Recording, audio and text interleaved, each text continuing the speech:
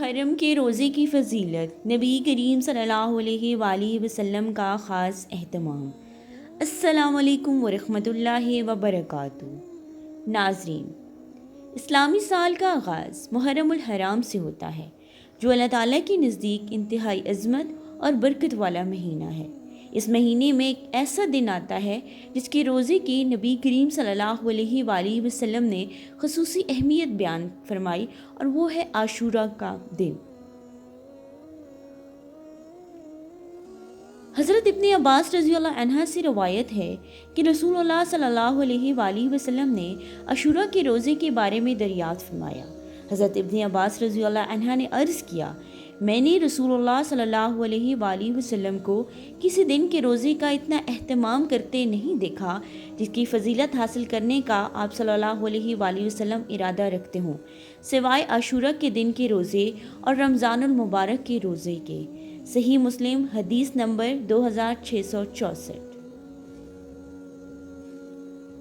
ناظرین، ذرا غور کیجیے، جس دن کے روزے کا نبی کریم صلی اللہ علیہ وآلہ وسلم نے خود خصوصی اہتمام فرمائے، اس کی فضیلت کتنی عظیم ہوگی۔ یہ حدیث ہمیں بتاتی ہے کہ عاشورہ کا روزہ صرف ایک عام نفلی روزہ نہیں، بلکہ اللہ تعالیٰ کی رضا اور قرب حاصل کرنے کا ایک بہترین موقع ہے۔ عاشورہ کا دن یعنی 10 محرم تاریخی اسلام میں بھی بڑی اہمیت رکھتا ہے۔ اسی دن اللہ تعالیٰ نے حضرت موسیٰ علیہ السلام اور بنی اسرائیل کو فرعون کے ظلم سے نجات عطا فرمائی۔ جب نبی کریم صلی اللہ علیہ وآلہ وسلم مدینہ تشریف لائے تو آپ صلی اللہ علیہ وآلہ وسلم نے یہودیوں کو اس دن روزہ رکھتے دیکھا۔ آپ صلی اللہ علیہ وآلہ وسلم نے فرمایا، موسیٰ علیہ السلام سے ہماری نسبت زیادہ مضبوط ہے۔ چنانچہ آپ صلی اللہ علیہ وآلہ وسلم نے خود بھی روزہ رکھا اور صحابہ کرام علیہ السلام کو بھی ترغیب دی۔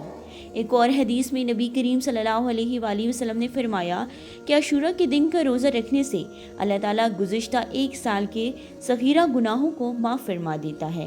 اسی لیے علماء کرام فرماتے ہیں کہ صرف 10 محرم کی بجائے 9 اور 10 محرم یا 10 اور 11 محرم کے روزہ رکھنا زیادہ بہتر ہے، تاکہ نبی کریم صلی اللہ علیہ وآلہ وسلم کی سنت پر عمل ہو سکے۔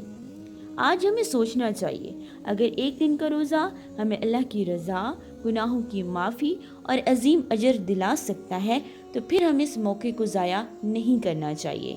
اللہ تعالیٰ ہمیں محرم الحرام کی برکتوں سے بھرپور فائدہ اٹھانے، عاشورہ کے روزے رکھنے اور نبی کریم صلی اللہ علیہ وآلہ وسلم کی سنتوں پر عمل کرنے کی توفیق عطا فرمائے۔